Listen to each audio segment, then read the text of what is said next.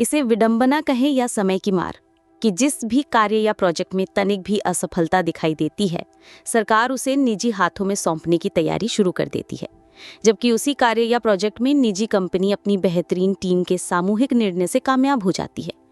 तो फिर सरकार क्यों नहीं? जबकि सरकार के पास भी आईएएस अधिकारियों की एक बड़ी टीम होती है, एक से बढ़कर एक मशीनरी होती है। अब आप सोच रहे होंगे आज हम आपसे ऐसी बात क्यों कर रहे हैं। दरअसल हिमाचल प्रदेश की शीतकालीन राजधानी धर्मशाला में है एक बहुत ही शानदार ऐतिहासिक प्रॉपर्टी कश्मीर हाउस को अब एक बार फिर प्रदेश सरकार ने निजी हाथों में सौंपने की तैयारी शुरू कर दी है।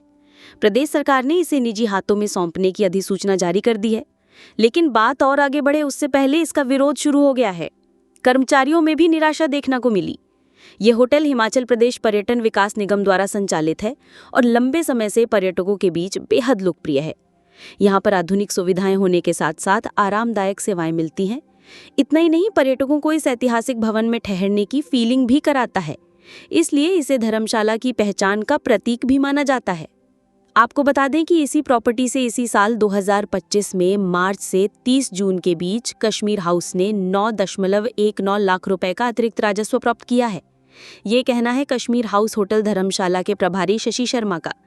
आपको जानकर हैरानी होगी कि ये राजस्व भी उस पीरियड में कमाया गया जब भारत पाक के बीच हाल ही में तनाव चल रहा था और प्री मानसून की बारिश थी।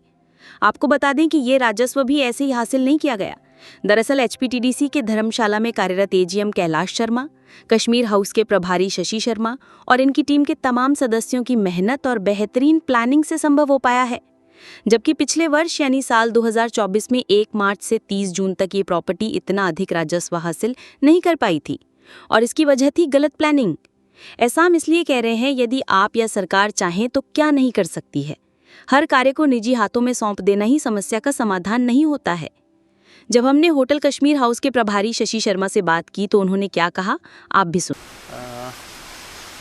विशेष का उज्ज्वल है, ऐसा नहीं कि इसमें कोई ये नहीं। मैं अभी मुझे 4 महीने हुए हैं, से मैंने मार्च में ज्वाइन किया, तो मार्च से लेकर जून तक मैं इसका ही देख रहा हूँ। तो पिछले साल से कंपेरेटिवली जो हमने 9,19,000 का एक्स्ट्रा इनकम की है, और अगर ये इंडिया पाकिस्तान बाहर नहीं होती बीच में, और जो ये प्री मानसून आ गया जल्दी जून में, तो ये आंकड़ा हो सकता है 12 से 15 लाख तक जा सकता था इनकम का, एक्स्ट्रा इनकम का। सर, क्या कारण है कि सरकार बार बार जितनी भी हिस्टोरिकल बिल्डिंग है एचपीटीडीसी की, उनको निजी हाथों में सौंपने के लिए विचार करती है? क्या कारण मानते हैं आप? सरकार भी कुछ कर रही है तो कुछ न कुछ तो कारण रहे होंगे तभी कर रही है, लेकिन मैं इतना जानता हूँ कि हमारे हर एक कर्मचारी जो वो अपनी मतलब मेहनत से काम कर रहा है यहाँ पर और इसको चलाने में सक्षम है। तो हम तो सरकार से चाहेंगे कि किसी भी यूनिट को ना दिया जाए, कुछ ना कुछ दूसरा हल निकाला जाए। जैसे अगर कोई होटल के रूप में नहीं चल रहा तो उसको गेस्ट हाउस के रूप में चलाया जाए, ताकि वहाँ पे कर्मचारियों की संख्या थोड़ी कम कर दी जाए। जैसे जीएडी के रेट हैं हमारे हिमाचल भवन सदन में 1200 रुपये, वैसे कमरे दिए जाएँ ताकि कुछ ना कुछ इनकम भी आए और जो कर्मचारियों का जो मनोबल भी न गिरे। और क्योंकि एचपीटीडीसी जो एक हिमाचल की शान है, आज तक मतलब अगर हिमाचल में टूरिज़्म में कोई जब आते हैं बाहर से लोग, तो सबसे पहले अगर मैं देखता हूँ कि एचपीटीडीसी को ही प्रेफरेंस देते हैं। तो एचपीटीडीसी का एक नाम है और सरकार को चाहिए कि एचपीटीडीसी के होटलों को ये कि थोड़ा सा इनके ऊपर मेंटेनेंस की जाए, तो ये जो है वो आपको कमाऊ को साबित हो। हम शीघ्र ही जो चेयरमैन साहब से समय लेकर जो इसके ऊपर वार्ता करेंगे, और हमें विश्वास है चेयरमैन साहब हमारी बात को पहले भी उन्होंने हमारी बातें सुनी हैं, और उन्होंने खुद इस चीज़ को जब कोर्ट में हमारे 18 होटलों का चला था तो अपने आप इस लड़ाई मतलब लड़ा था, और वो 18 होटल वापस आ गए थे। तो हम चाहेंगे कि चेयरमैन साहब हमारे पक्ष में ज़रूर इस बात को, ये वो भी तो शिमला में हो सकती है, तो शिमला में सीएम साहब भी गए वहीं पे सारे। अब आते हैं कश्मीर हाउस प्रॉपर्टी पर। हमें बहुत पुराना रिकॉर्ड तो नहीं मिला, लेकिन जो जानकारी मिली है उसके अनुसार कांगड़ा जिला के इस हेरिटेज होटल कश्मीर हाउस का निर्माण साल 1935 में लाला अमरनाथ सूद ने करवाया था। इसके बाद इसे जम्मू कश्मीर के महाराजा हरि सिंह ने अधिग्रहित कर शाही आवास के रूप में इस्तेमाल किया। कांगड़ा के पंजाब से अलग होने के बाद ये प्रॉपर्टी हिमाचल सरकार के पास आ गई, तो सरकार ने इसे एक हेरिटेज होटल के रूप में विकसित कर दिया। बताया यह भी जाता है कि पूर्व मुख्यमंत्री वीरभद्र सिंह जब भी धर्मशाला प्रवास पर आते थे तो यहीं पर ठहरते थे। ये जो आप रूम देख रहे हैं, ये वीरभद्र सिंह जी का ही था। इस रूम में लगी लकड़ियों पर की गई कारीगरी को देखिए, ये आपको आज के होटलों में नहीं मिलेगी। वीरभद्र सिंह जी का यहाँ पर दरबार भी लगता था। अब आपको उस परिवार के एक ऐसे शख्स से मिलवाते हैं जो इस प्रॉपर्टी के पुराने मालिक रहे हैं। ये हैं अमर सूद। अब आपको सुनवाते हैं अमर सूद जी क्या कह रहे हैं। वैसे मैं ऑस्ट्रेलियन सिटीजन हूँ, बट ऑफ इंडियन ओरिजिन। अभी मैं दुबई से आया हूँ। कश्मीर हाउस के बारे में कैसे मालूम चला? तो हम जब बहुत छोटे थे तो दादाजी के घर में थे। दादाजी का नाम है लाला अमरनाथ सूद, तो मेरे फादर का नाम है कर्नल सुरेंद्र नाथ सूद। तो वो उनके सबसे छोटे बेटे थे। तो अभी उन्होंने 30 इयर्स आर्मी ऑफिसर थे, कर्नल एस.एन. सूद। एंड हम पूरा हिंदुस्तान घूम चुके हैं। पापा आर्मी ऑफिसर थे। तो जब धर्मशाला हम आते थे, पापा हमेशा हमें कश्मीर हाउस में लाते थे। इसका ओरिजिनल नाम था आइवन हो। तो पापा को बहुत ही गर्व था कि इसकी ये जो इसकी बिल्डिंग है, इसके स्टोन्स हैं, इसका वुड वर्क है, इसकी कारीगरी है, अभी तक बिल्कुल ही उसी तरह है।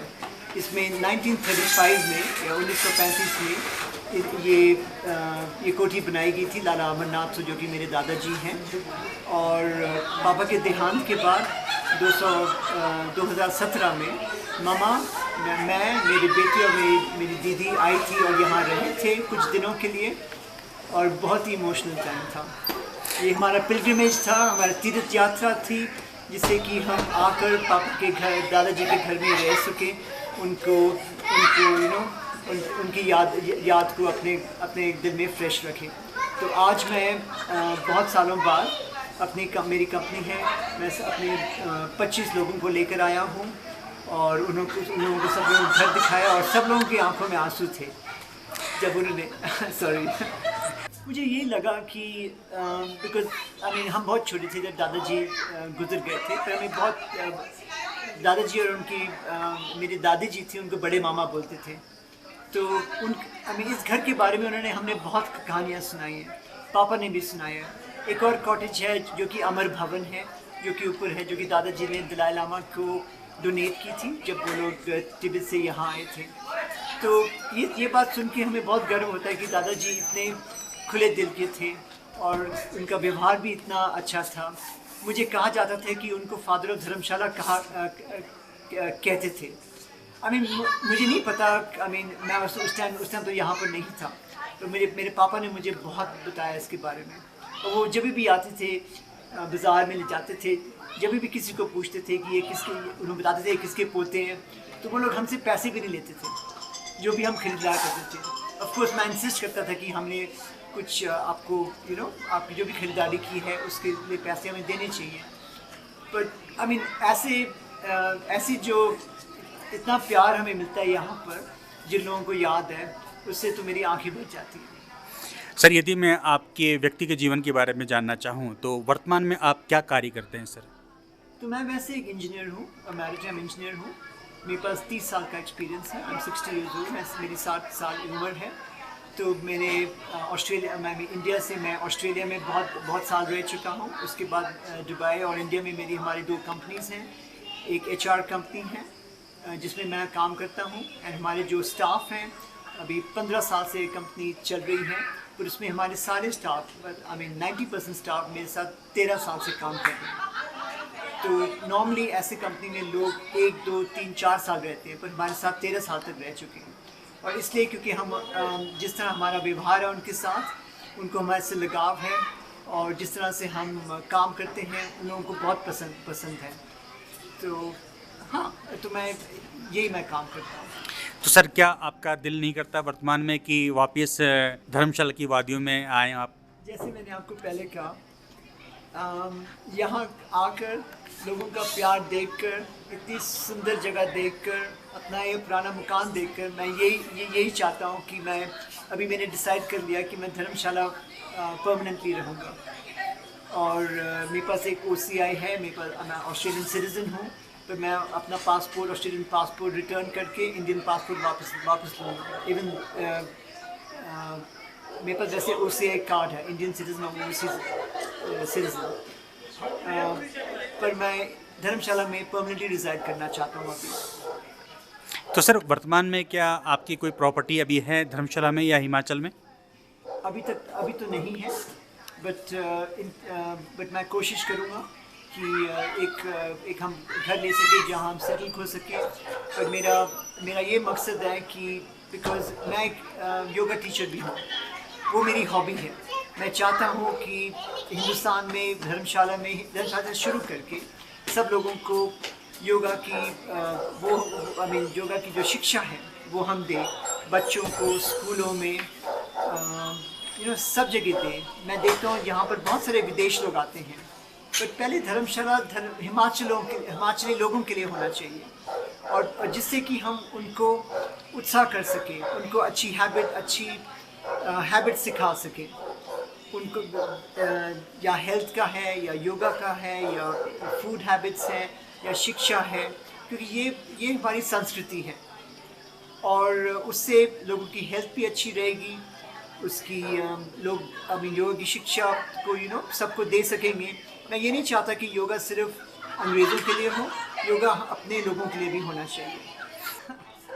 क्या बताऊँ मैं आपको, इंडिया की संस्कृति, इंडिया की हॉस्पिटैलिटी, इंडिया में जो प्यार है, इंडिया का जो लगाव है, हम सबको खींच लाती है यहाँ पर। ओके, बाहर क्या रखा है? हमारे पास सब कुछ यहाँ पर है। हमारी जो संस्कृति है, आप आयुर्वेद ले लें, आप योगा ले लें, हमारी जो इतिहास है, इससे किसका मुकाबला है? कोई मुकाबला नहीं है। आप देख लिए किस तरह दुनिया किस तरफ जा रही है। सब जगह जंग है, सब जगह इतनी प्रॉब्लम्स हैं। अब यहाँ पर मेरे ऑफिस में 2 फॉरेनर्स भी हैं और यहाँ आकर बोलते हैं हम इंडिया में इतना सेफ महसूस करते हैं, लोग इतने प्यार से हमें मिलते हैं। अभी आप देखिए हमारा जो कुजीन है, हमारा जो खाना है, हर एक स्टेट में अलग है, पर बिल्कुल ही इतना शरीर के लिए कितना अच्छा है, कितना हेल्दी है। आपको ये सब बाहर नहीं मिल सकता। जो हमारी हिस्ट्री है, जो इतिहास है, जो हमारा कल्चर है, जो हमारा स्पिरिचुअलिज्म है, ये बिल्कुल ही बहुत ही ऊंचा है। अभी लोग यहाँ आकर शिक्षा लेते हैं, हमें बाहर जाने की ज़रूरत ही नहीं है। मैं चाहता हूँ कि हमें अपने बच्चों में वो प्राइड लानी चाहिए, जिससे कि वो इसमें इन्वेस्ट करें। ये मैं चाहता हूँ।